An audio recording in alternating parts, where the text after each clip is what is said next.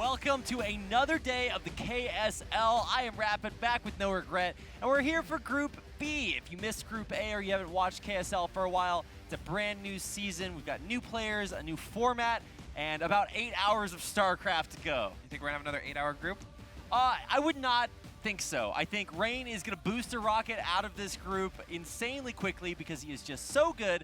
I think Rush plays a more aggressive style than mine did yesterday, and I think that between the rest of the group, it's just not going to be quite as long. We also, I think we're doing our breaks a little bit differently, so there's not like crazy long waits, but I'm actually just really excited to cast some more StarCraft. I think we had a lot of fun on day one, but I think it's time to get down to business here on day two. No more Protoss memes? Well, okay, let's just say that the way Rain plays Protoss will not look like the way that you saw Protoss played yesterday. This guy plays Protoss with skill. That's well, what you're saying. skill, but more importantly, honor.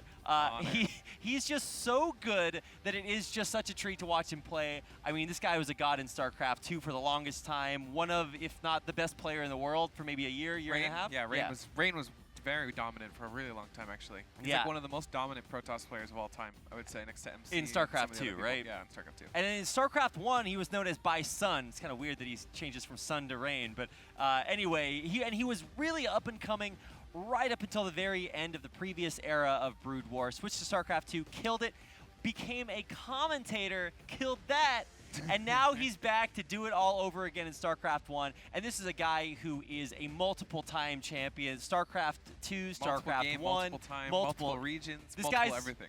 Legit. He is a, was it Triple Crown? Yeah, he 2? has a Triple Crown, which means he wins a different event in 3 different regions. It has to be like a premier event and stuff, but it's really hard to do usually. Yeah, I think maybe like 10, 12 players just of all time in over 10 years have that, so very, very difficult to do.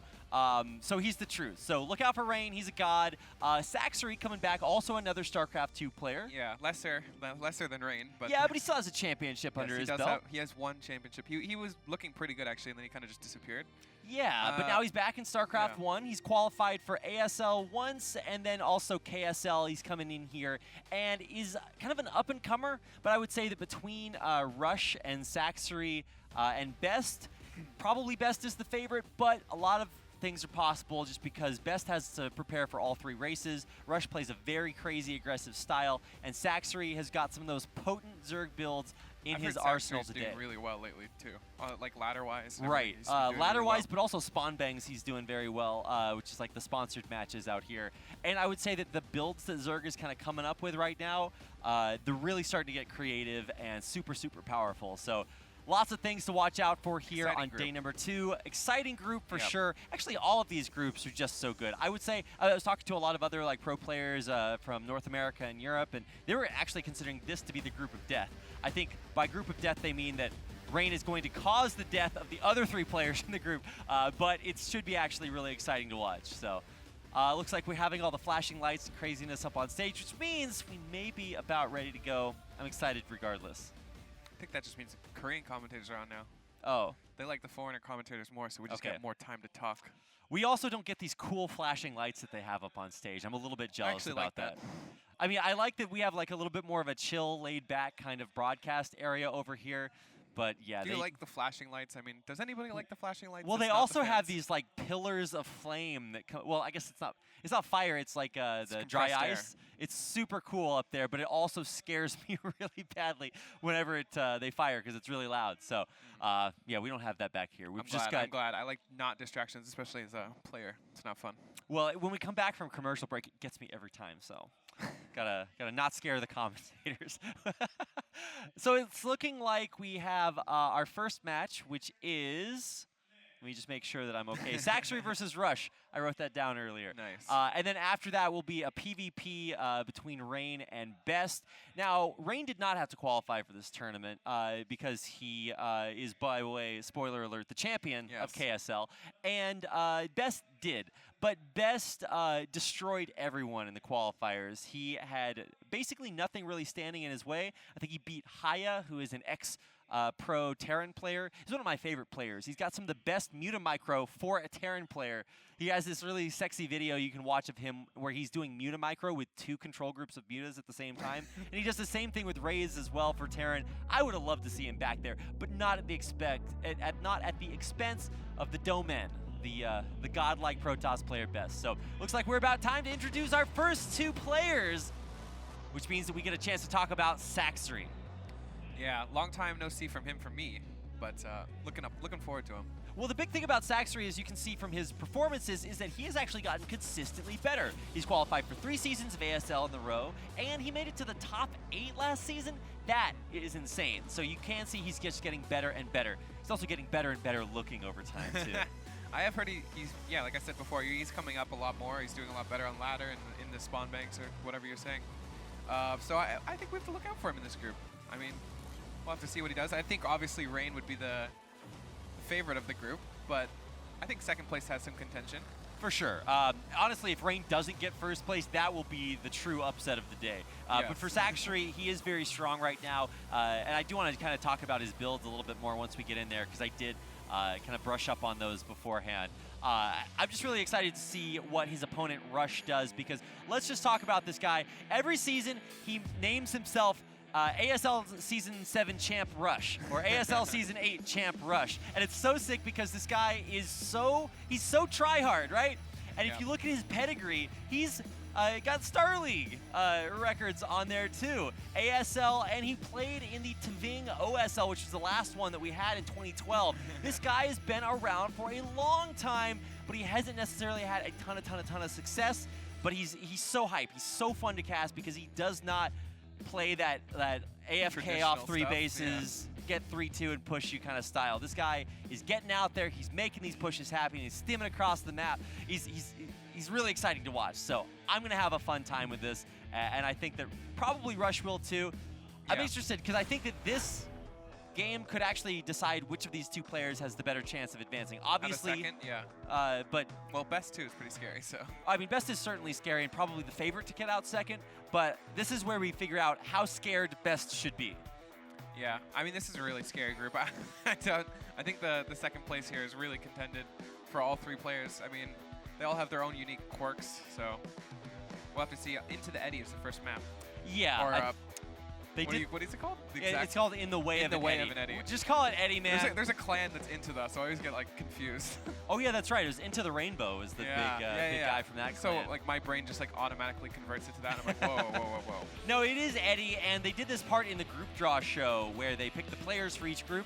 They also had Rain draw the magic ball for Eddy, which is our first map. So let's get into it. It's Sacsri versus Rush.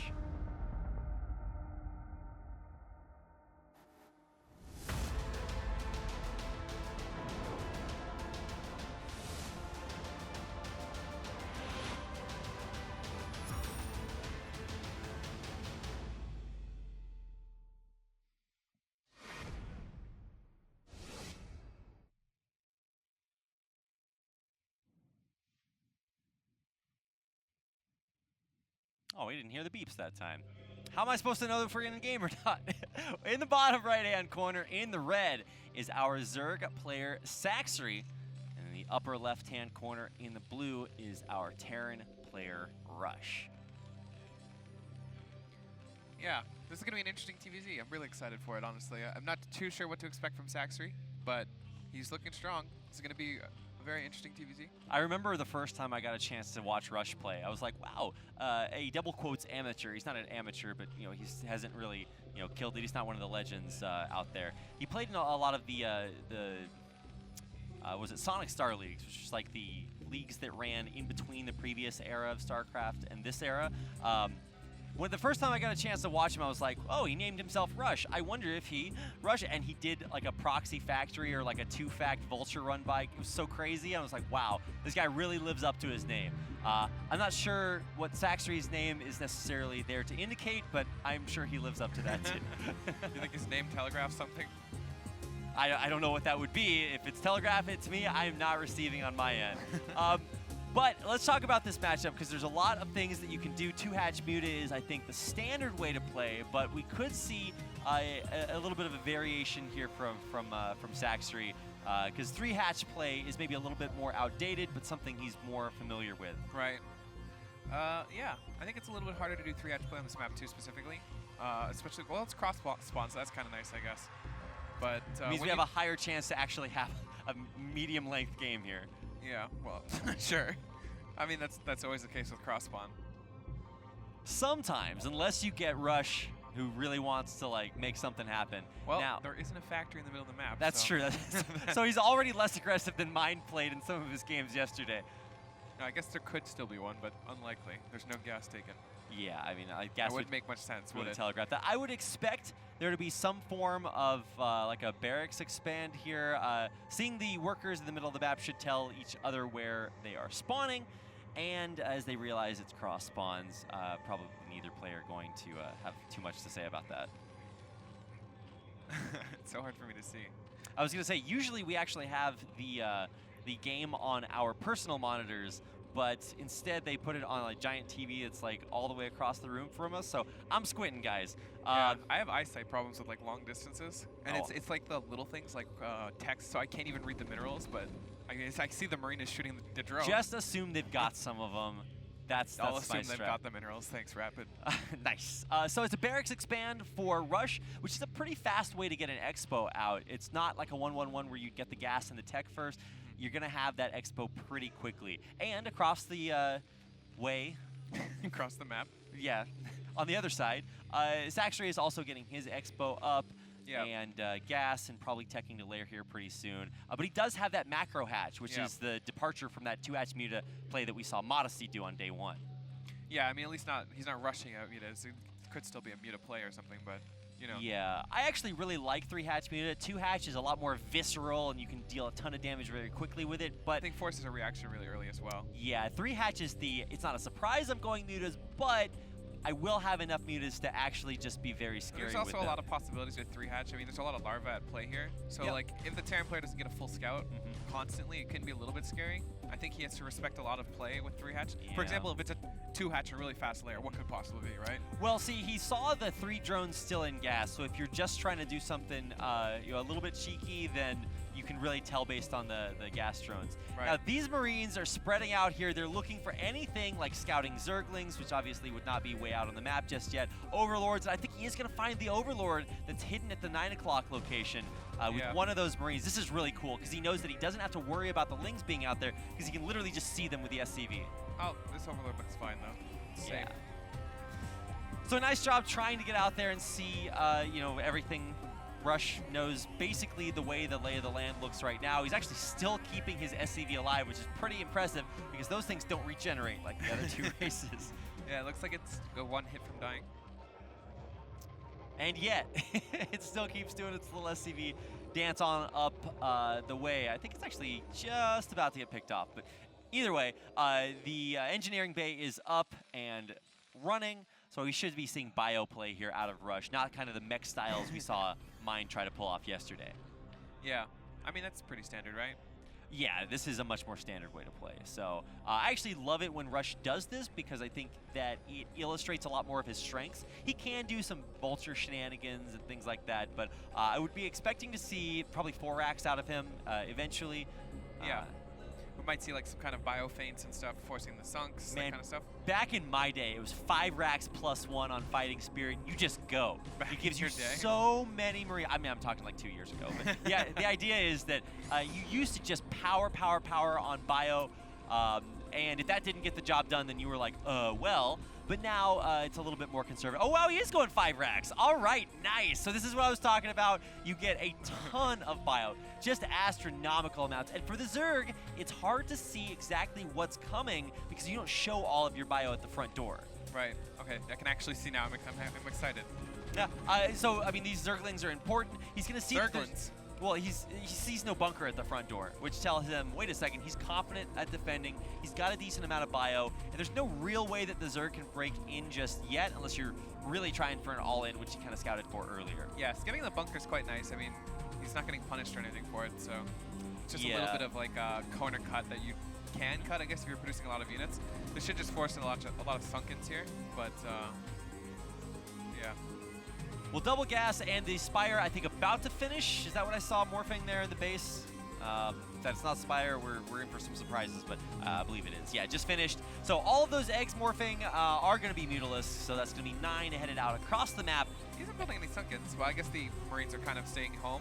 Well, the idea is that you want to use your mutas to keep the Marines at home and to thin down the bio ball before it gets across the map.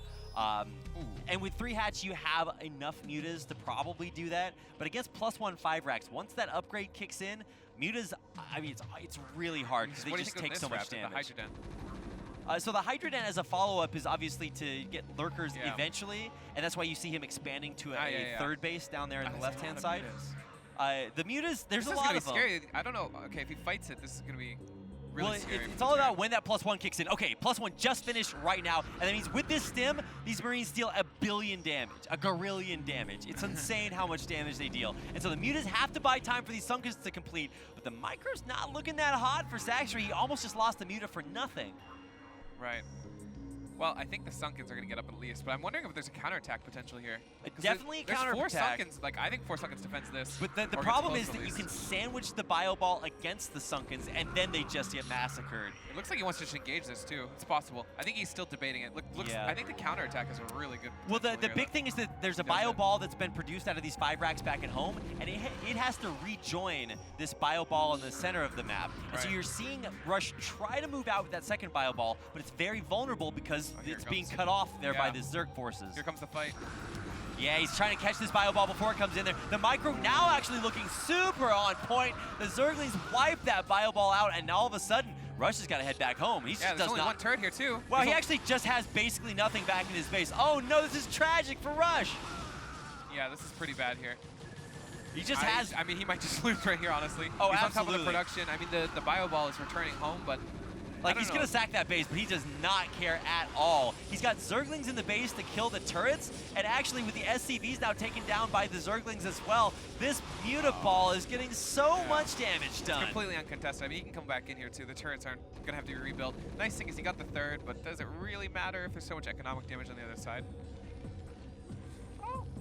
I mean, I guess it's not over by any means. The third base snipe is quite nice. Yeah, that's like the bare minimum that you have to get with this, because if you don't get the third base and you lose a lot in your main, you're just super far behind at that point. He's pretty far behind. He's still taking a lot of damage. Oh, man, he's losing so many SCVs, though. Yeah, this is really annoying to deal with when you don't have turrets. I'm a little scared. There might be some window for Sacsri to do a timing attack, though. Yeah, I think he's thinking... so Sacsri has this thought. He's like, well, either I expand or I go for an attack. And I think that he's going to try to do a little bit of both. You can see he's hitting that nice scan. Upper right-hand corner. And yeah, that was certainly... Scan just went off on the top right. Certainly a money scan. So now Rush knows, hey, all right, I bopped down one base. It's time to play whack-a-mole with the other one. I guess it is time to play whack-a-mole. You got a base here. You got a base there. Oh, it's hold position lurkers in the middle of the map. So let's watch out for those. Because that's... Oh, okay, nice. Well, those were not hold position lurkers. I think the Marine did not get in vision range to see that hatchery there. Maybe he scanned it, though. Oh, well, I mean, obviously, I guess he knows that it was there, but sometimes you can just cancel and go somewhere else. Obviously, that's not ideal, but the idea is he knows where to go, and he's heading out. So now these mutas have to do double duty to try to stop that from happening. Yeah, he should be fine at dealing with it, though. I think this muta count is quite high. I mean, he's got lurkers in the low ground, too. Dude, but look how much bio there is. Even after losing that big bio ball to mutas, he's still able to just produce so much off those 5 racks. Yeah, we see Hive on the way, by the way, so, you know. You know, we're heading up there because Defiler. Dark Swarm and Lurkers is kind of what allows the Zerg to take a base at this phase. Otherwise, you would have to actually fight the bio, which is just super strong at this point. Oh, for a second, I thought that was the hatchery count, so I'm like, what? No, definitely not. So it's time to go. Lurkers, Lings, Mutas, that's what's happening here for Sacsri. Yeah, that's absolutely possible because he's not overcommitted, but he's definitely pretty committed here. I love the one siege tank because that makes it much harder to make the lurkers work. It pressures them if there's no Dark Swarm. And as we can see, Dark Swarm's not coming for a long time. Yeah. I still think it's really hard. I mean, he's doing a good job lowering this muta count, and now he's really in a good spot. Oh, wow. The muta micro here from Sacsri is just not quite cutting it. There's no Dark Swarm for the lurkers. I mean, he does have scan, but this is just... I mean, if he can just hold on. If he can hold on here, he's in a pretty good spot. He's getting a Nidus up, so he can defend his base once that gets up. The problem is that even with the Nidus, maybe put some Lings through that, Dark Swarm is a million years away because he still has to research Consume. The Defiler should be done, but the Consume upgrade, like, I don't have the production tab, but it's just going to take a while for Defilers to come out. Just rallied a tank there. Ooh, that's nice lurkers taking out the tank. That's nice. I mean, it's kind of hard for the reinforcements to actually come here. All right, let's see if Mass Lings can get it done. The lurkers are actually not moving. There they go, finally getting in range of the tanks to take them down. But look at that bio defending the tanks masterfully. Lurkers coming in from the high ground as well. The 3 from the middle flanking. Let's see how good these spines on. Everything going down. Yeah, I mean, the bio is reinforcing, but I think he can defend here. 4 lurkers on the low ground. He does have a high lurker count here, but obviously the science vessel is going to reveal them without waiting for scans. These 3 mutas, man, they've got to get a lot of work done. Now, where is that pesky consume upgrade? Do we actually have a defiler yet? I haven't seen one. I haven't seen one either. So I think he's still researching stuff.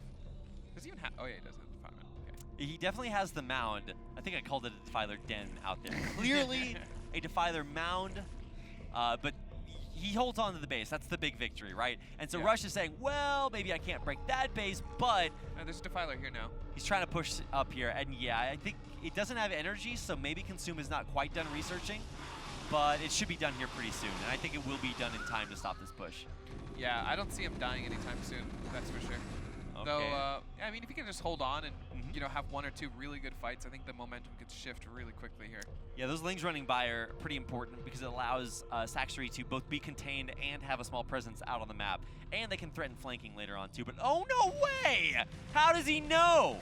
The star says, how do you just walk there and find a CC? Damn. There was no overlord there, but yeah. Sacsri's so good. Yes, so good. So good, Rapid. So good, so good. He is in a okay position, but let's see what the siege tank can do because it's not positioned in range of anything. But he's going to crawl forward slowly, and that's going to be what you know, forces Rush to, or what forces Sacsri to actually do something about it. Yeah, this is still a very tense place to be. I like how you put the overload over top of the lurkers. Couldn't just quite. It's hard. Yeah, you can scan for it, but actually it just dies anyway. Wait, what? How did the Scourge not kill the vessel? Never mind. More units coming through. Is there a defiler? Yeah, there it is. Okay, so Darkstorm does come down. Sacsri gets to live a little bit longer. I mean, that base is basically invincible now. Yeah, he shouldn't have Plague done yet. If he got it immediately after Consume, then maybe we see it here in a second. Gonna take back his ramp. I like this. This is a good play. I mean, yeah, he's gonna try, I guess. Oh, that was like 6 Lings. Yeah, that was a bit strange. He's really trying to get a lot done with a little here. Hasn't been able to lower the vessel count. He hasn't really been able to get anything aggressive done aside from canceling that command center, which is already being rebuilt. And this push is starting to get scarier and scarier. Oh, nice. Nice job. Gets one of the vessels.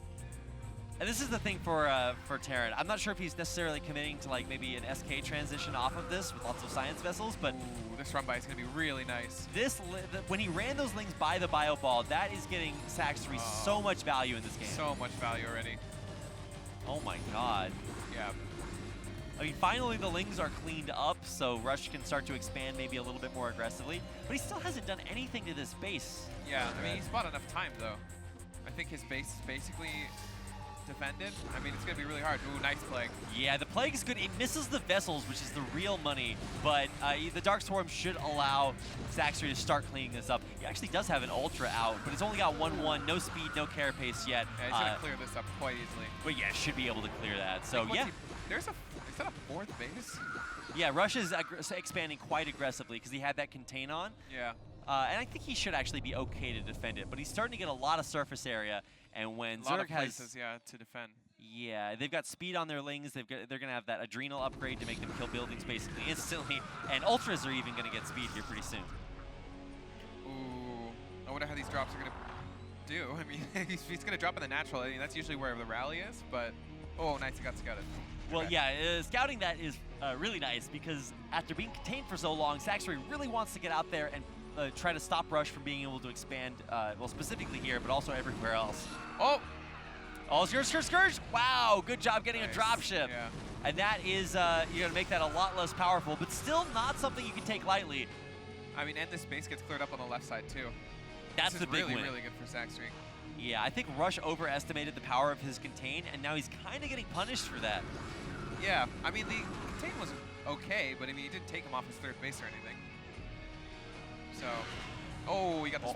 got the shuttle. Yeah, That's these nice. Scourge are starting to look pretty nice. Sacsri, you know, his Muta Micro wasn't completely up to snuff in the beginning of the game, but I think he's really starting to kind of get into the flow. And it's a best of 5, and this is only game number 1, so we've got plenty more to see what these players have to bring. 2-2 done for now, both players. Sorry, I just thought I'd throw that in there. No, that was good. That was It's good. hard for me to keep track of upgrade count, so anytime I make sure to notice that, I'm just like, okay, let's hammer that point You know, home. the Ultras are 4-2. That's right. Crazy, huh? Wait, how are Ultras 4-2 if the rest of the units are 2-2? He keeps getting all these vessels. I mean, these are nice pickoffs. Yeah, the vessel count, especially if you're trying to go for like a really high vessel count to like maintain like 6, 7, to really be able to get a lot of value against things like Ultras and, well, even these Mutas now. Yeah, he might get this base, but I mean, I think Sacsri's fine with losing the space. Yeah. Let's see if he can Also, he take might this- get something on the other side. Yeah, that Dark Swarm, really good position. How did he even get that Defiler there? It just ran the entire way across the map. Now, the Science Vessels showing up should be able to at least irradiate the important stuff, but look at that, 2 Dark Swarms shutting down a base. Yeah. I mean, these are really crucial bases for Rush. I mean, Rush can't really lose these bases. All right, here comes a big fight. Is he Nice. going for the Nidus? The D-Matrix Marine in the front, allowing him to nice tank through all the pickoff. damage. He does snipe the Nidus, and another D-Matrix to confuse the Sunkas even more. Yeah, that was a big snipe on the Nidus. I think there's a lot of units over there. Yeah, look at them. They're all coming down from the top. Oh, look at how good this bio is. It's got that extra upgrade, and it's just tearing through the lings, but there's just too much. That adrenal upgrade, and even the irradiated Ultra, taking them GG. out. Rush taps out. Can't hold a base. GG. Sacsri takes game number 1. Yeah, I mean, that was a pretty dominant thing. I like the Nidus snipe, like trying to cut off the reinforcements, Yeah. but didn't really work. There wasn't quite enough there. I mean, there's quite a lot of spines, and he still had a decent defense mounted. But it was a nice attempt. Yeah, it really was. I mean, at that point, Rush had really that push or nothing else. He hadn't been able to hold on to either one of his base. Not really a whole lot of potential to like micro the Marines at all. They could maybe handle the first like Ling Wave, but obviously the Ultras and everything else coming through is just going to make that way too hard to hold. So, I mean, Rush, I can't really point to anything that he did too wrong. He did lose the Bio Ball when he was trying to, you know, coalesce them in the middle of the map. But that's actually more something that Sacsri did right as his Muta Micros really started to kick in. But you can already see very different ZVT than we had on day 1. Yeah, I mean, this was much more standard. Nothing too crazy, you know. I mean, I like Sacsri's play. The run-by stuff really saved him. I think it really stopped the momentum of Rush a lot. Like, the counter at the 4th base was crucial. I think if that 4th kit stays up the whole time, it's a lot harder to actually break or do anything with Rush. Rush kind of overpowers you. Yeah. But with the 4th being killed and then the 3rd being vulnerable and also jumping on that. I can't believe he found that random command center building in the middle of nowhere. I'm like, okay, well. I think there was an Overlord there. Oh, was there? At Okay. 9 o'clock. Remember the 9 o'clock Overlord that we thought was going to get Well, sniped? did that just stay there? Yeah. Okay, well, then maybe his star sense is not quite as amazing. But being able to get the links to run by to cancel that still pretty impressive. So our next map is Overwatch, and this is being picked by Rush. So keep in mind, it's a 2-player map, not the longest rush distance, so he may have some shenanigans in mind here. Yeah, I think it's Sacsri also knows that, though. Oh, yeah, that's definitely true. So we could see a lot of aggression from both of our players. So let's get into game number 2.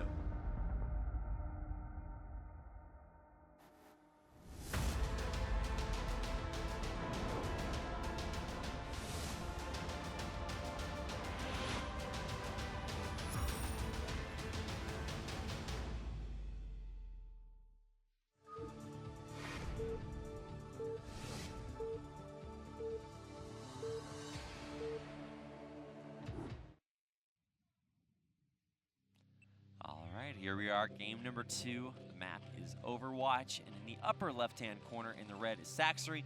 The bottom right is Rush. All right, I'm excited.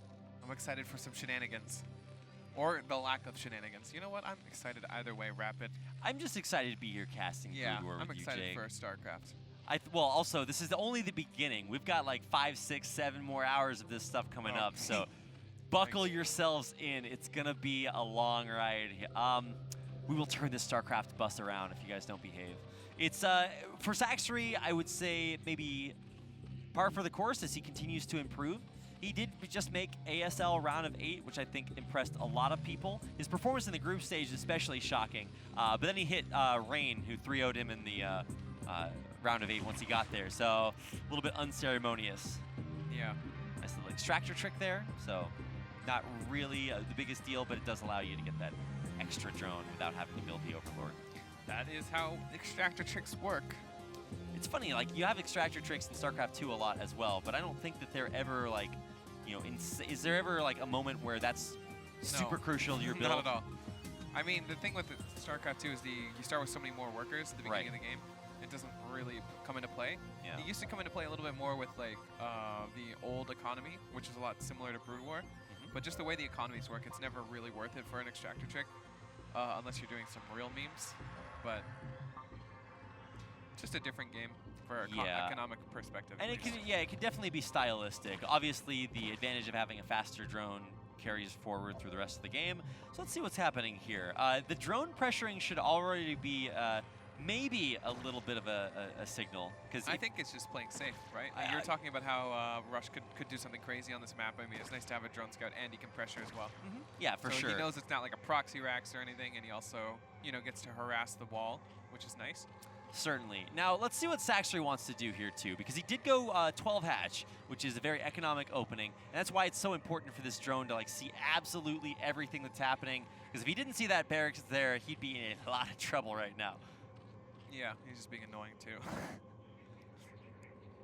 So with the 12 hatch, he's going to also be playing a little bit more economically. Like I said, Rush kind of doing exactly the same build that he did in the last game, but with the barracks as part of the wall for a fast expand of his own. And so we are actually going to kind of skip the early game, which without being as aggressive as you can be on a 2-player map, at least not yet. Yeah, this is not too surprising, I think. Considering how the first game went, it's not really that far off from the first game. I think both players are quite confident. I think if you're Rush and you come away from that game, you don't necessarily feel like you're the worst player in that game, right? Like, there were some missteps and there were some run-bys that he didn't account for, but honestly, like, mechanically, he felt really strong. Right, you could really tell that he knew what he needed to do at every stage of the game. He actually had a really nice contain on Sacsri's third base up in the upper right-hand corner. Yes. And he almost broke up, too. It was really close. Oh, God, it was so close. If he gets broken there, the game just ends, honestly. It's certainly a huge setback for sure. But it's actually, getting that Ling run by. Let's see if maybe he's a little bit more vigilant, stopping those Ling run bys from happening when he tries to put this contain on. Now, did we see a third hatchery yet from Sacsri, or is he still playing this 2-hatch style? We haven't seen the third hatchery yet. Okay, yes. 2-hatch beta? Yeah, getting his lair at his natural, so yeah, that is what we're going to see. Kind of switching it up, going for a little bit more of an aggressive Muta build, and for Rush, he did kind of struggle defending against those Mutas. Yeah, I mean, this is something you kind of have to respect, too, a little bit earlier. You have to build turrets a little bit sooner. Yep. I mean, it's just it's a bit nice to kind of force the Terran to react to it a little bit sooner than the 3-hatch stuff he was doing before. Yeah, because especially when you're doing that 5 racks plus 1 style like we saw from Sacsri, that's a lot of minerals and money to put in early on just to infrastructure to build all those barracks. And if you're getting hit by 2-hatch Muta, then sometimes it's a little bit more, well, you're certainly going to feel the pressure for sure. Yeah, something you have to respect more. Yep. Ooh, that's nice. 1 kill on the drone. No, not the Overlord. The Overlord should be okay here, but yeah, Academy are already up and, well, on the way. Should be up pretty soon. Yeah. And for Sacsri, I want to see what his 2-hatch Muta looks like, because he did 3-hatch last time, and I would say the Muta Micro, well, I think he needed some time to warm up. But all right, we got our warm-up game out of the way. And now it's time to really show what your 2-hatch Muta does. Because if you're only mediocre at this, like, this is not that thing you try at home, guys. Because you really do need to be very good, because you're sacrificing the ability to, like, build an extra hatchery. Yeah, and that stuff always spirals out of control. If you miss micro once, you lose like 2 Mutas, then the game just kind of dies. Yeah. You don't have the ability to repel the Marines and the medics. Well, the other thing that's interesting to me here is that usually if you're going to see 3 base for a Zerg, the 3rd base is a macro hatchery. But this time, Sacsri has actually built it on location at the 9 o'clock base. And one of the downsides to doing that is that if you are going to get pushed by a big bio ball, that can be pretty vulnerable. So let's keep an eye on that and see how it actually works out here. Yeah. I mean, I don't see a real way to pressure this, though. It is kind of nice because it's a little bit closer than, say, a further base, where you have like a bit of a smaller choke or something, but it is closer to defend it. So there's kind of a trade-off there. Well, especially if you're playing aggressively, then forward expands are not necessarily a bad thing, because you can just kind of keep the pressure up, and that's, you know, the offense being a good defense. Nice scout getting in here for Rush, and I think this is really where the money is, because he's going to get so much information. He doesn't see a macro hatch, so he's going to say, okay, well, you know, not 3 hatchery, but hopefully he's able to get out of there, or at least judge by the amount or lack of amount of stuff that there might be something somewhere else. Yeah, I think he should assume there is a normal third base. I mean, there's not enough production here to support what he has. Well, catching the SCV is going to clear that out, so if he wants to do something funky fresh right now, then that's the time, because scans are going to come up here pretty soon. That's when you're going to tear the veil of mystery away from the map. Yeah. But hey, here's our first few mutas, and these are so potent when they hit, not so much immediately afterwards. Yeah, they shouldn't do too much here, though. I think he's quite well prepared. There's 3 turrets in this base and 1 guarding the production with a ton of bio. This shouldn't really do anything. I mean, he's harassing the barracks, but that doesn't really matter. Following up with the Hydra Den. Yeah, so it's going to be into heavy lurkers after this, and I think this is going to be what Rush may not see. He needs to get the scan off onto that third base to kind of see what's coming his way, because if you think you're just dealing with Muta, ooh, I want to fight that bio ball heads up. Yeah, that was a pretty offensive step forward with the... I mean, he has a lot of turrets, so I guess it's okay. 4 racks pumping on +1 Marines now, so off of only 8 after losing that one before. You definitely got to be careful about this. Yeah, this is still quite risky for both players, actually. 1 misstep, all the bio dies. 1 misstep, the mutas all die. I mean... Yep. Rush doing a really good job with his bio ball positioning the medics in front, or at least they were in front. Is that Queen's Nest at the third base? Is that? He might be just like rushing super fast up the tech tree. I don't know if Rush is going to make it over there quickly enough to put the pressure on that he needs to. Because, I mean, we already saw that Hydra Den going down, so you can imagine Lurkers are going to be coming out here pretty soon. Yeah. Nice pick off on the bio here. I'm curious, if that Queen's Nest at the third, it feels like a really strange place to build it. Yeah, I mean, maybe you definitely would. If you scan the main, you're not going to see it for sure, but well, yeah, but you're also putting it in the most vulnerable base to a bio attack. Definitely. If there is a base that's vulnerable. Yeah, well, look at, this base is certainly it, vulnerable. he just saw it. Bio's going to get there. Whoa. Oh, what is that? Okay, that was a big misstep. Well, I think he panicked a little bit when he saw the bio over there, because it's like a strike force, the SEAL Team 6 over here. Obviously, they get cleaned up by the mutas, but flying over that bio really weakened the muta clump. Yeah, I think that was just a mistake. There's not much there. Lurkers on the way. Ooh. Oh, nice morph, but it's not a block on the ramp. No. Oh, that's so tragic. This base is going to take such a beating if he kills up the Queen's Nest. Oh, all of a sudden. I mean, he already has his hive on the way, so it's not that end of the world, but yeah, this is quite annoying. It is super annoying. He's also picking off a lot of mutas here, and this bio is so scary. Yeah, these lurkers should be getting close to popping, though. There they are. If he target fires us down with a scan, and everything dies. Man, there was a magic moment there where he could have like caught the lurkers right before maybe they finished morphing, or maybe done more damage to the mutas. Instead, tragically, Rush loses everything. Yeah, but that was still a pretty good trade on the mutas. I mean, I would trade bio for mutas all day long, I think. If you're actually killing mutas, it's quite a nice feeling, I think. That's true, but then like the second you trade too much bio away... Well, not all. I wouldn't trade like 100 bio for, you know, a couple mutas, but that trade was not terrible. It's not terrible, and also he had a lot of potential there. I think you always jump on that if you're Rush. I think for Sacsri, anytime you can just keep the base alive, that's a victory in and of itself. Yes. Because to pump hive tech units, you kind of need 3 gases. Yeah, he's going for the Greater Spire, by the way. Oh, wow, he's just actually AFKing the mutas to kill this bio ball. That's how you know you may have overextended a little bit. But these mutas aren't going to last forever, and you're supposed to save a bunch of the mutas on low health to morph into Guardians. Yeah, you need them. I mean, you don't want to rebuild mutas to build Guardians. It kind of defeats the purpose. He doesn't have Science Facility yet, right? I think he was building it in his main, right? Did he just scan that Greater Spire? I think he did, yeah. So that's a big scan. That is certainly going to tell him he... well, Marines will not cut it, that's for sure. So he's going to need either Goliaths with Charon boosters or maybe a Wraith switch. And I guess he already does have a... is that another starport? Starport, but I didn't see if there was another one. I think he's building a second one. Okay, if he is building a second one, that would be for Wraiths. You can actually micro Wraiths very similarly to the way that you micro mutas. And especially if they have Cloak, then you can do some really sick pickoffs. Oh, wow. Yeah, I mean, it feels like Sacsri's kind of got to contain here. With Greater Spire on the way, it's really, Rush really has to kind of react to this. The nice thing is it's scanned, it's not going to be a surprise, but it's still scary even without it being a surprise. Yeah, for sure. The Zerg economy is, like, it's not like he's on, like, 4 or 5 bases at this point. Four Guardians. Oh, yeah, right there it is. So. Oh, no, it's way more. 8. Oh, my God, what? That is a lot of Guardians. How did he? Okay, well, a lot of times you do want to, like, not just put everything into Guardians. Also, let's see if Rush can find this and win the game just like we saw Mind do yesterday when he caught Modesty's Guardians morphing. I think the Guardians are going to come up in time. The mischance. Yeah, that's unfortunate. Giving him time to unburrow. But the Guardians are already done. And that means that the further Rush pushes out on this map, the scarier it's going to be. Guardians are sick.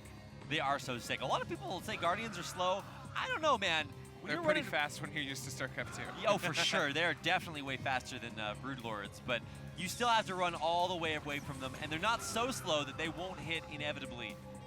Yeah, he's going to get an irradiate on one of them, but this is going to be really hard to deal with. Now, he does have to protect the Guardians. You can't let the bio stim underneath them, which it is kind of actually doing. They're not the squishiest units, but let's see if they can defend. Oh, look at those Lurker spines. The Rays are coming in, but the Hydras survive underneath. Yeah, but the Hydras can't get in range to defend. Okay, here comes Scourge. Scourge are quite important here. Take out the tanks with the Guardians, forcing them to unsiege and back up. The bio does defend these Rays and Science Vessels. But look at the Guardians, they're still going. Oh, the bunker kills a Guardian. Nice. That's not the way it's supposed to work. As long as he has support for his Guardians, they should reign supreme here. Gotta keep kind of leapfrogging them forward. Oh, Defile on the way too. We're getting one of everything here. It's like the Noah's Ark build, but with only one of everything. I mean, I guess he does have 2 Rays. Let's see. I believe Cloak should be finishing up for them pretty soon. So yeah, there it is. There's the Cloak. There's no Overlords these Guardians here. might all just die. He actually has no Overlords. Never mind. Cloak Rays kill everything. Yeah. I don't know what. Okay, there's an Overlord there. I mean, even with an Overlord, it's really only the Scourge that are super scary. But he actually does.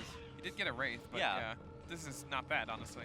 No. The only thing is there's somewhat of a contain. Like, it's not terrible if the Terran's contained to 2 base. If this was 3 base Terran, you'd be really sad. Yeah, you'd for be sure. Really sad right now. Well, it's only good if you can expand behind it, or at least start whittling them away. But instead, it looks like Rush has really everything he needs to bust out of here. The Science Vessels for the Vision, the Raids to kill the Guardians, and the Bio Count to kill everything else. Yeah, but if there's any Defilers here, he's going to be really sad. I don't think there are yet. I was going to say, are there? Because Defilers do take a long time to come online. You got to get the Mound, the Consume, the... More Lurkers. Yeah, the Lurkers are probably going to hold on. Yeah, this counterattack's going to be really scary to do it.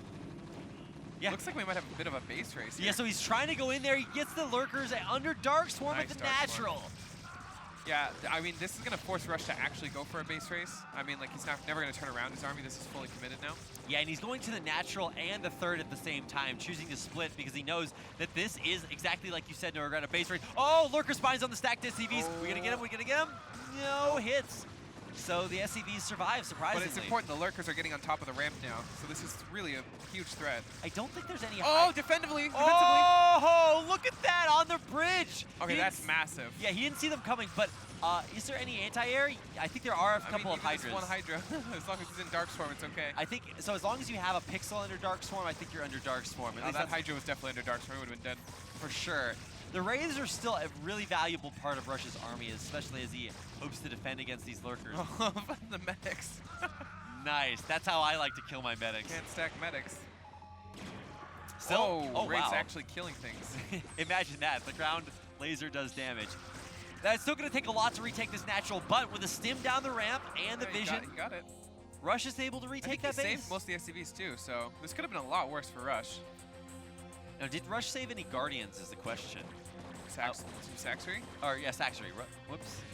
Yeah, I don't think Sacsri saved any Guardians whatsoever. Well, also, they're so expensive now, like, you can't rebuild them, really. Yeah, well, it's certainly not after losing that base. So annoying. Every drone here is so important. Super important, and what is he going to use to defend? Oh, no, if he can pick off this Defiler, that is gigantic. I mean, he does have the Hydras back to defend it, so at least that's... Well, one was still close, but yeah. Retaking the base. This is a really strange game now. Oh, for sure. The supply, though, is really heavily favoring. I mean, that's kind of normal, but this is a massive advantage. I mean, I would say the one thing Sacsri has going for him is that he does have a decent amount of tech, and I mean, Dark Swarm is Dark Swarm. One really sick Dark Swarm or a really sick Plague could change the game, too. Can't afford to lose free units here. Yeah, that's not it. Or lose units for free. Free to units. specify. StarCraft 2? Nice irradiate on the Defiler, but not before it gets the Plague off. Actually gets quite a bit of bio there, even before the split. All right, this is going to be a big fight here. I'm surprised how aggressive Sacsri is being. Yeah, even on super low supply, Yeah. it's because he's got the stuff. He's got the juice. He's getting on top of the tanks and killing them off, and that's obviously step number one. Losing we that might see another counterattack. Oh, they're going across the ramp. Yeah, losing that Defiler is super huge because he just doesn't have a huge economy to be able to keep producing these heavy gas units. That's so scary. That's a huge push. Now, I mean, let's see if Sacsri can try to sandwich this. If you get the lurkers to burrow in the right spot, anything's possible. He does have one single lurker egg, so this is going to be close. Here we go, lurkers burrowing. Ah, this is actually such a good fight. Whoa, did those spines just he's stretch sandwiched across the map? He can't get through. That is so beautiful. The lurker egg morph trapping the bio. That was basically the best defense you could have asked for. Well, it's only a good defense if he saves his base. If He not, will, though. I mean, As long as he's, yeah, he'll be fine. all right, okay, good, he's good. Had to clench there for a second. Game. I think if he actually maintains this base and actually is able to mine from it, it kind of evens out a little bit because of the really heavy tech. Well, keep in mind, Rush is still on 2. So either Rush needs to take a third base, or he's got to put on so much pressure that he stops Sacsri from taking a third. So we float our main soon. Why not? I guess you got that option, but at that point, you're really stretching. Yeah, it is better than no base, though. All right, so we still have a lot of irradiates here. He's thinking about pushing up this ramp. It could be quite scary. I mean, pushing high grounds against lurkers, like, you got to be like, I don't know, boxer to try something like this. Yeah, a bit of a misplay on those Hydras, but... I mean, he is pushing it back. This is what the Science Vessels do best. He's pushing back. There's a Defiler here, though. He's risking a massive... Oh, okay, Dark Swarm, man. Ugh, I was so worried that Dark Swarm wasn't going to come down. I like the idea to mix in some Fire Bats to be able to fight under the Dark Swarm, but it's just not going to cut it in time. The Fire Bats actually picked off two lurkers there. They were doing work, but, I mean, at that point, Rush just hadn't expoed in so long. He really needed to do something with that push. Or Sacsri needed to do something with that push. Didn't get it done. The counter push from Rush is able to take the game. And nice one. Rush able to even things up. Yeah. I will say when I saw him pick Overwatch, I definitely thought that was for a more aggressive style of play. That's not really what we saw there. But it was kind of cute and creative to get the fast Guardians. I think there was a lot of play around the third base, right? I think that's what Rush wanted to do, was force a lot of pressure on the third. I mean, hey, Rush was able to cancel that third. He just took a lot of damage off of the trade in his natural. Yeah, this is a really like a big slugfest. I mean, these players are really evenly matched, I think. I think you can definitely see that here. This is a little bit of a contrast to the games that we saw in on day one, just because they are so good at being back and forth and back and forth. And in truth, these are the most fun games of Brood War to watch because you're not just seeing a dominant player win. And in truth, when dominant players face each other, they have to play very carefully, and then a lot of times one player will just lose. But I think we have to head out to a quick break before we get into game number 3, Rush versus Sacsri.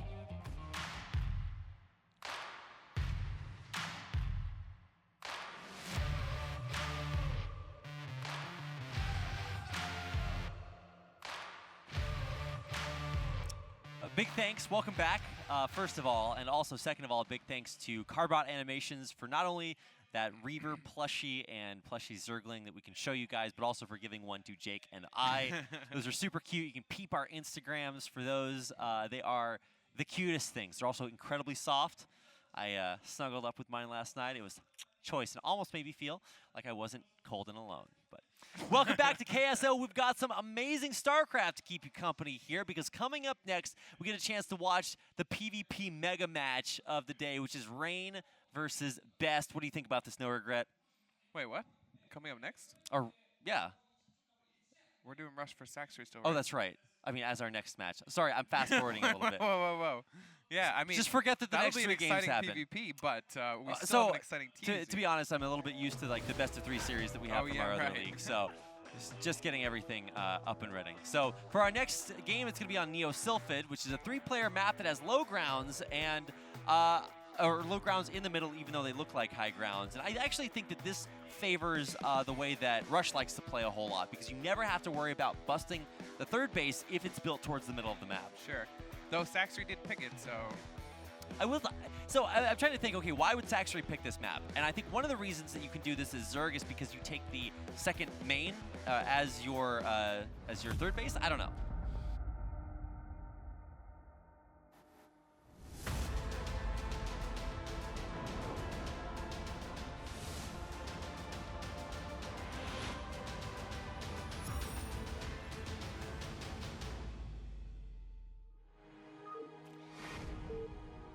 Okay, we all get one where we get cut off. I'm doing actually a lot better today, but Yeah. let's get into We're game. 1-3 right now, right? Are we 1-3? I thought think you so. had 2 yesterday. Anyway, who's keeping score, right? In the 12 o'clock location in the red as Zerg is Sacsri, and in the, let's call that about 8:30, is Rush, our Terran player down there. And it's tied up at 1-1, so really cool to see these guys slugging it back and forth. I think that's just 8. I'm going to go with 8. Okay, we'll call it 8 to keep things simple. Okay. Correct scouting direction here from Sacsri, so he's going to guess and get that information with his Overlord pretty quickly. Pretty essential, and I don't think... so Sacsri picked this map. Yeah, Sacsri picks this map. So I think he probably has something planned, especially if he thinks Rush is good on this map. It's very rare that you pick a map that your opponent would be good on and just kind of let it play his game. That'd be really weird. Yeah, I would say especially if Rush wanted to play like a Vulture style, where you'd go more of like a mech build, that would be kind of cool here. One way that you can play on this map is to go Mutas because they're really, really good at harassing, but especially if you, I think it's more so if you get the other spawn as Terran. So for right now, Rush will be able to... Though your natural is facing the Zerg player right now. That's right. So it's kind of nice if you go Muta. Yeah, I think that's the thought, obviously, here from Sacsri. Yeah, I mean, he's scouting the natural expansion first, so it's kind of nice. Yeah, always nice when you scout first as Zerg. If you scout second, then you're just in a very cold, dark place for the majority of the early game. But pool coming down, so this is a pool first build. 12th, or was that over pool or 12th pool? I didn't quite catch that. But either way, it is not a hatch first like we saw from our last 2 games. Yeah, he's already switching it up. There's no quick gas. Oh, well, actually, there will be. But not like a really quick gas, you know? Well, this is going to be a pool gas and then the hatchery to come afterwards. So it's we not saw like... this a lot on day 1, actually. Oh, yeah, actually, Modesty was a big fan of this. Modesty opened it every single game. Yeah, it was just like 12 pool into 2 hatch Muta. Like, nice. Oh, there was that one game where he went this build and then he went to like, what was it, like a lurker bust or something? Oh, yeah, he did do that. I mean, yeah, but that was like mixing it up, right? It wasn't like that was his go-to for the whole series. So hatchery is coming down right now, right on time for the SCV to scout it also correctly. So good job by our players for the scouting. Yes. And it's going to be good information for Rush because he'll be able to see that everything is as it should be. The hatchery is down, and he doesn't have to worry about any of these crazy bag of builds shine creations, monstrosities. Yeah, I mean, it is still a difference, though. Like, I think you have to still respect the fact that it was pool gas and not just hatch first. You can't react exactly the same. I mean, it's a really quick layer with this build. Yeah, and one of the things that you don't have to respect about the pool necessarily is that, especially if you're going for 2 hatch Muta immediately afterwards with that fast layer, like you said, you're not going to be facing a lot of Zerglings early. You don't want to be forced to build those Zerglings because you want to have the drone count that you need, and when the natural pops, it's just going to go straight into Mutas. So you don't really have a lot of wiggle room to build more Zerglings than just 2. Yeah, there's not much larva to play with, especially with the lack of a quick third, or a natural rather. Yeah, so at least for now, we don't have too much to worry about. We're waiting for the Mutas to hit, and we're also seeing Rush tech up a little bit at the same time. While going for an Expo, it should be noted. So the turret timing is going to be super important here. Yeah, nice quick sunken just in case. Mostly for a Vulture run by. Oh, for sure. If Rush gets 1 Vulture by that, oof. So annoying. That's a rough one. But I don't think the timing for the Vulture coming out is going to work out. Because obviously he's getting but he doesn't have full information, so he's just playing it safe. It's nice. Okay, now here's where we see if there's going to be anything really crazy. But it should just be a Spire. Yeah. Okay, there it is. I thought it was like second sunken. No, but it is a Spire at the front, just trying to help out a little bit with that wall off. This is where your bio stims in and kills the Spire and the Sunkens? I mean, yeah, probably not. I don't know if Rush is... If he was going for some like really early, like maybe proxy racks or something kind of, not dumb, but aggressive like that, that might pressure it. But hey, the armor coming down means he's going to try to deal with this with that Goliath style that Mind was showing us last game, or last group. Still only one factory in the command center, though. Yeah, I mean, it's not like he's trying to macro super hard. He's just making sure that he can get that expo up and probably try to defend that, hold on 2 bases, and we'll see if he ever gets a third, because he was not able to after losing his natural in game 2. Yeah, second factory on the way. I think it would be a little bit harder to take your third, though, with this style. I would say you definitely need some time spent loving those 2 bases, which is, you know, not a problem for Terran. They can turtle there for quite a while, but I like that he's choosing for a more tech-heavy route this time instead of just trying to mass up a bunch of bio and go. Right. Well, I mean, we did see some kind of wiggle room with the bio, I thought. We'll have to see how that plays out. I mean, I hope he doesn't just get bopped again like the first time we saw the Goliath play.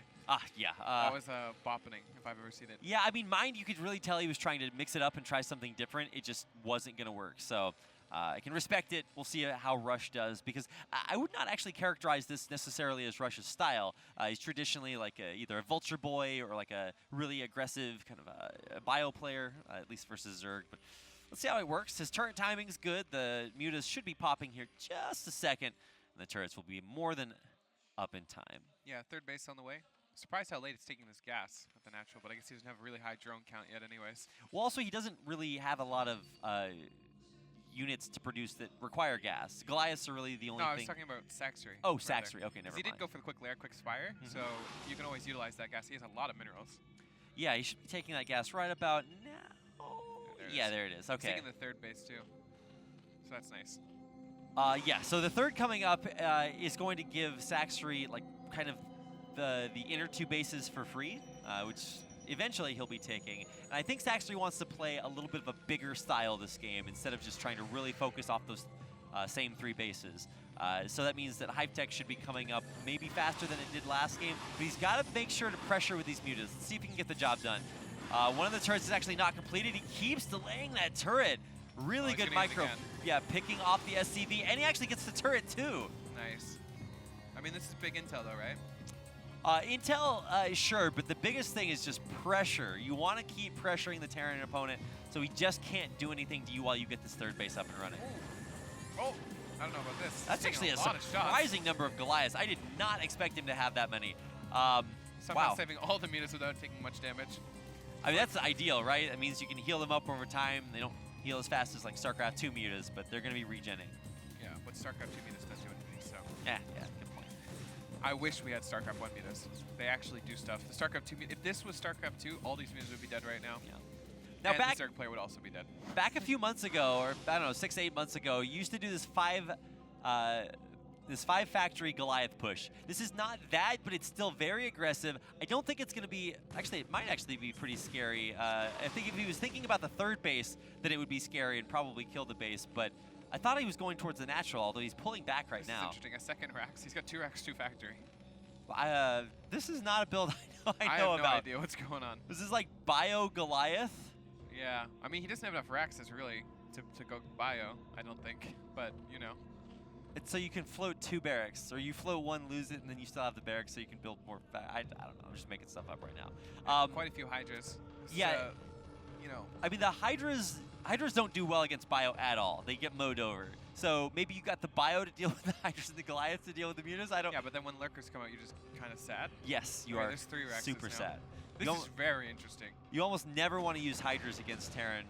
Lurkers are pretty much always the go-to. This is a really huge commitment to Hydras, though. Like, so even if you're going lurkers. So the reason you don't use Hydras against Terran a lot is because they suck against siege tanks and they suck against bio. But if your opponent has no bio and no siege tanks, then they're actually not bad. And especially against Goliaths, certainly a good way to deal with that. So he's sensing the mass Goliath build, and the Hydras are his response. So bio, like this bio follow-up, I mean, given enough time, it would be really annoying for Sacsri, I think. He does have 2 barracks, right? He's 3 now. Well, so he's still committing to barracks. So my idea here is, or my thought about this is, he's trying to transition into bio, but I think he dies the Hydras. This is like a versus Protoss build, but it's working versus Terran. He powers down the depot, no repair coming through in time. The bio's not here in sufficient number, and he doesn't have any of the upgrades. The Goliaths can't fight against the mass Hydra, and Sacsri's doing it. Yeah, I mean, there's just not enough here, especially because he's caught in the middle of his transition as well. Like the barracks are just kind of finishing up now. Goliaths are just not what you really want to fight against this. Look at how embarrassingly bad they are. Yeah, no, they just cannot stand up to Hydras. one siege tank here, and this almost just stops working immediately. But Yeah. he just has no tanks. He went only Goliath, and that just does not hold up against this mass Hydra push. This really feels like a Zerg build you do against Protoss, but hey, it works here against Rush Sacsri. Up 2-1 off the Hydra bust. Yeah, really smart play. I think it's unfortunate that it wasn't scouted. I think if Rush saw this coming, he'd have a lot more time to react to it.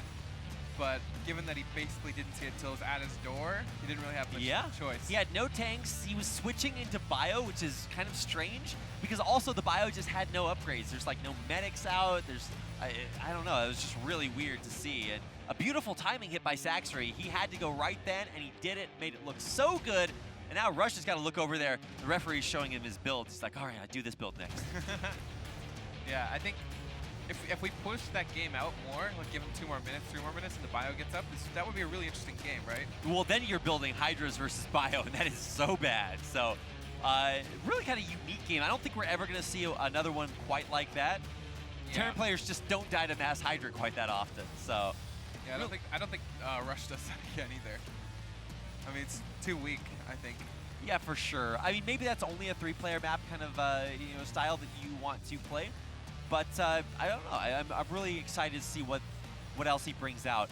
He does like to play maybe a little bit more aggressively. I was glad that he like found that base with the Vulture and then was pushing out with that Goliath count. And then he just like stopped. He's like, no, I don't want to kill the 3rd base.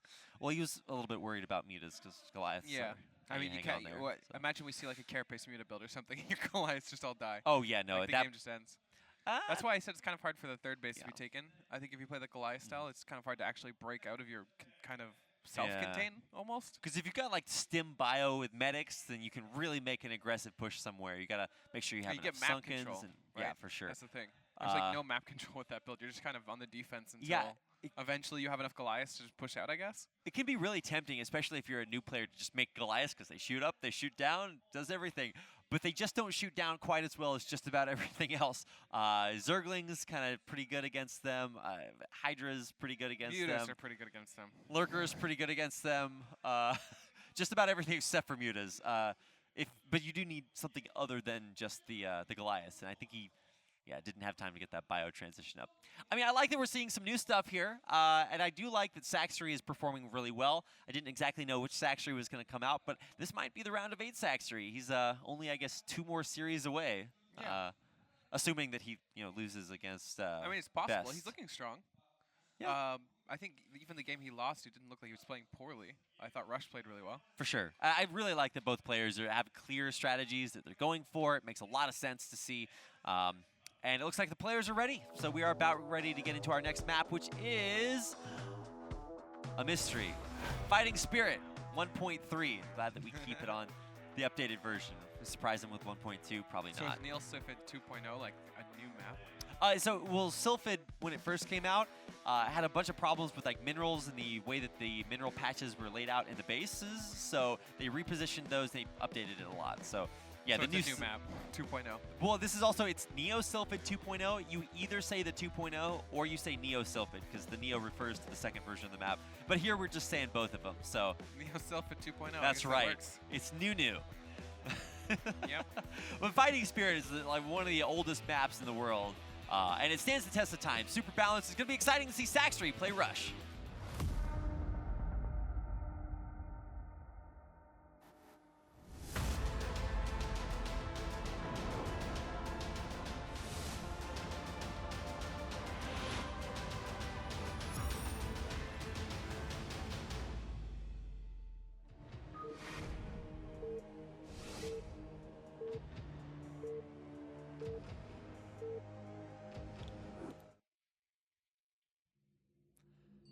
All right. We're just trading games right back and forth. These players slugging it out. Looking like another possible repeat of day 1. I would love to see 5 games here. Terran player is Rush in the blue on the bottom right, and on the bottom left in the red is our Zerg player, Sacsri. They are in close spawn, so it's not like we're going to see a crazy long game, a split map and stuff like that. But oh, we always have time for a split map, especially if the Zerg player takes the 3rd base in the top left. oh yeah, give me another hour in this series, Jake. I'm ready. But it is actually so fun because you know, in that hour that we watch these guys play games, they would be trying to kill each other 100% of the time. So that is true. They do try to kill each other 100% of the time in StarCraft. I really like that. Yesterday, it felt like a lot of the games we just weren't seeing players try to kill each other. Especially Mind was playing that no rush 20 style. I'm like, well, you know, it's fun to watch good players macro. Live to kill another But, day. That's yes. That's the saying. Rapid. Is it? Yes. Okay, well, I hope I don't have to say that saying today. Well, you're not playing StarCraft right now, so it would be inappropriate if you said that. Okay, well, good. I guess I'm covered. So for Rush, he's done this Barracks expand style with the exception of that last game, and I think that actually works out pretty well. He's able to get up a fast natural, but expanding beyond that can be a little bit tough. For Sacsri, I like that he's tried the 3-hatch style in the beginning, and then has gone 2-hatch ever since then, and it looks like this will not be necessarily a departure, although I think that's an 11 pool. I think it's the same. I saw that's the last game. I thought last time he did a 12 pool, but the timings are really subtle and they change a lot. I'm not super up on my Zerg, so the subtleties do kind of elude me there. But you're right, it might be similar. Well, he's still building drones, so You are it can't correct. be too crazy. Yeah, if it was like a 10 pool, then you're starting to get really down there and trying some shenanigans. But no, it's not the weirdest thing. This is just normal. Yeah, gas coming down immediately. Should be building a hatchery next to that drone that's going out. Yep, same as last game. Misscouting both players misscouting. That's unfortunate for them. Yeah, I mean, last game was so good. You only get one of those where you just both luckily scout each other. And this is sort of the imbalance of 4-player maps, is that the scouting information is so volatile that it drastically changes the way you're able to play the game. Because in this game, you know, but both players have figured out their opponent is not just going to be the one to sit back. If you have an opportunity to kill your opponent, you're going to take it. And so if you scout your opponent last, there's just so much that they could be doing. And all of it's just desperately scary. So you'll notice a big difference, or maybe not a big difference, but a difference is that he built 4 links instead of 2 this time around. And that's because he does want to kind of get out on the map and make sure that there's nothing out there. Getting a little bit of additional scouting information really does help the Zerg out. Yeah, CC on the way, so it's kind of normal. I mean, there's no window here to do anything, but you can, poke, I guess. Yeah, this does seem remarkably similar to, I think, what was it, Game 3? The big tell will be the number of barracks that Rush wants to go for as a follow-up. I liked his +1 5-racks play. Maybe just a little bit more careful against the mutas, because losing that second bio ball really hurts. Yeah, that was quite unfortunate, though. Sacsri was really well positioned that game. I think he was really on the ball with his positioning. Yeah, I would say both players have, for the most part, been on the ball with everything, which is why it's so fun to watch them. They're Almost perfect everything. players, Rapid. They are. They're beautiful snowflakes. 2 barracks. Aha! A second barracks. Surprise. No, second barracks coming down. He does have the gas pumping, and the academy should be either halfway done or on the way here pretty soon. Hydra Den. Whoa. Well. Whoa. Well. Are we going to see the Modesty style bust? I hope so. I think this can be really potent if you've sold your opponent on having to deal with mutas. And I think as a Terran, you probably generically expect the mutas. And there's the Academy coming down. Oh, big scout. Yeah, if he gets in here and sees the Hydra Den, that is Well, quite large. Done. Just hold position on the ramp. Skip the SCV. Oh, there's so many links up here, though. Oh, but there's no drones down here. That's already a huge tell.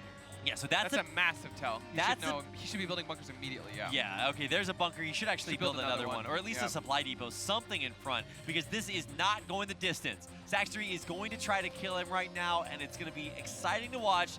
Either he's going to get in before the bunker finishes. He actually needs to pull some SCVs here, honestly. Okay, here it comes. Yeah, he's going for it, trying to bust in before the bunker's done. It does complete. And he has to back off for now. So this is only stage 1 of the push. Yeah, that's right. And I think for Rush, he's probably starting to have his spidey sense tingle a little bit, saying, what's going on here? Because you don't build that many lings if you're going 2-hatch Hydra, or 2-hatch Muta. You don't build that many lings really if you're going 3-hatch Muta either. So he knows that there's a follow-up coming for this. Oh, you definitely don't build this many lings for 3-hatch Muta. Yeah, for sure. You need 3 hatches for that, Rapid. Wow, you really figured that one out, no regret. Yeah, so this is going to be still quite scary. I mean, there's no factory or anything. He's going to actually have to deal with this with comm stats and Marines, which is not ideal by any means. By far. Oh no! Whoa! Yeah, definitely gotta not lose too many free Zorgs. He's getting the natural there. Was that a natural scan or what was that scan? I think So he scanned the main base just to see what was there, and he sees the Hydra Den. I think the Nat scan would have been even better, but I guess it's nice to check that there's no Spire or something in Well, there. he had already seen that there were no drones in the Nat. Well, so yeah, but like, let's say he's building drones again, then it's like, okay, well, he stopped producing units. But if you see no drones there still, then you're like, whoa. Yeah, the lurkers, if he had scanned the lurkers, that's the big one. But he could kind of tell that they're out there, that they're coming. Lurkers. Yeah, they will be on the way. That's why he's building a second bunker. And a turret. Rush should be okay here. Now, the turret's a little bit vulnerable. I'd like to see the turret maybe behind the middle bunker instead of in front. Yeah, but he still has scans, so. But if he targets the turret down, and then, yeah, you're right. He's actually super solid right now. Yeah. This is where you do the big brain Zerg play and pull back, and then just macro off of this. It's really hard to do that, though. Oh, yeah, for sure. You're way behind economically. You've got to go for this one. Oh, he stims out. You see that? He forces the burrow away from the bunkers. But here we go. God, Ling's running in on top of the bunkers. The bio pulling back. Oh, is he just running in? He's running up the ramp. Nice. He gets the lurkers on top of the ramp. Lurker. He's getting 4 lurkers up the ramp. Was that was that play? Imagine if there was anything up here. Like, yo, that's so sick. Is this, I don't know, that's an in-control man Zerg move right there. you can't even come back into your main. That's just so crazy. He's got to go across the map. I mean, yeah, but the Zerg player's going to be pumping units the whole time. Yeah, absolutely. That's why this is so sick. Oh, no. Damn, Sacsri, why are you so fine? Yeah, he's going to be able to deal with these Marines, that's for sure. Yeah, he's got enough Zerglings back at home to deal with the Marines. He might even just make a lurker to defend with. Nah, this bio ball is donezo. And so is Rush. He can't mine from his main. What a nice play by Rush. He's going to try these 2 Marines, actually, though, they're taking a lot of the fire. Also, oh my god, these lurkers are actually almost dead. If he magically kills these with like SCVs or something, I'd be surprised, but there's no way you come back from this. Already done, too. I mean, you basically have to lift your buildings off in your main and go somewhere else, right? Yeah. Okay, here comes he's going to, I don't know if he has enough to deal with this. He doesn't. Yep, not like that, he doesn't. Wow. Look at these stacked lurkers, too. You can't even focus fire on the injured one. It's, guys, so hard to deal with this. Once those lurkers run up your ramp, you are in so much trouble. Yeah, he emptied his bunker to get the bio out. Oh my god. Wow, he's just finding all the weaknesses in the Terran armor right now. He really is this command center going to burn down? I mean, he needs to lift it right now. He has to lift it. That's a huge... Wait, no! Oh my god. Okay, well, he lifts it. Honestly, this is just total tragedy for Rush. He is in maximum panic mode. Yeah. I kind of wish these lurkers... Yeah, I was just saying, kind of wish these lurkers were threatening the production a bit more, but not bad. Yeah, well, he wants to make sure he doesn't unburrow them at a bad time and lose them spontaneously. Yeah. I don't think that's a problem, but man, Rush is... I think he's stimming on it right now. I don't know what's happening. He is pretty dead. Lurkers. Yeah, you stimmed to kill the lurkers in the main. He doesn't kill them again. He's trying to do some dodge micro. Oh my GG. god. Nope, that's it. KSL 4 champ Rush taps out, and Sacsri monster modes his way to a 3-1 victory. Yeah, what a sick play. I mean, I think he realized he wasn't going to break that. Well, the Sim City, like, you have to pull SCVs to block the ramp. Look at his face. That face when you should have pulled the boys and blocked with it, but no. I think he knows he just got robbed of at least that game. I mean, I think we could have seen a 5-game series for sure. These guys were... Yeah, at least the next game was being played. Yeah. Like, imagine the SCVs are there to just block the lurkers from running by. Yep. I mean, that game just ends. There's like 4 bunkers there. That's really fun. This series really kind of gave you everything. You had Hydras winning a game. You had a fancy lurker bust running up the ramp. You got Rush doing 5 racks +1, some crazy stuff like that. This really delivered. I'm so excited to watch these guys play because now, coming up next, we've got Best and Rain, and if Sacsri keeps playing super well, he's got some really potent 9-7-3-4 to pull out against these Protoss opponents. I'm pretty excited to watch these guys in this group. I think it actually could live up to being the group of death. Well, I think that's kind of hard to pull off against Rain, though. Look, Rain is a mere... He is mortal. He may be a demigod. Is he mortal? He's like Superman, but there's some kryptonite. We don't know what it is yet, but we'll find it eventually. It's going to be fun to watch no matter what. But for this series, I think you could see that Sacsri may be a little bit more creative, and I think that's kind of the next level he's taking himself to. He's got solid fundamentals, and he's leveling up by pulling out all these crazy builds. Rush might need to be KSL 5 champ Rush. Or KSL 6 champ Rush. Well, he certainly needs to pull it back in his games versus the loser of the next set. I think he's got some potential, but it's clear that there's maybe some refinement. He didn't fully, like, he knew that he needed to hold on, but he didn't think about like exactly how to hold on, like pull the SCVs to block the I mean, ramp. like I don't. maybe. He was definitely on the up. Like he was the advantaged player there. He had the defense he needed. He had 4 bunkers. Yeah. He had a turret. He knew exactly what was coming.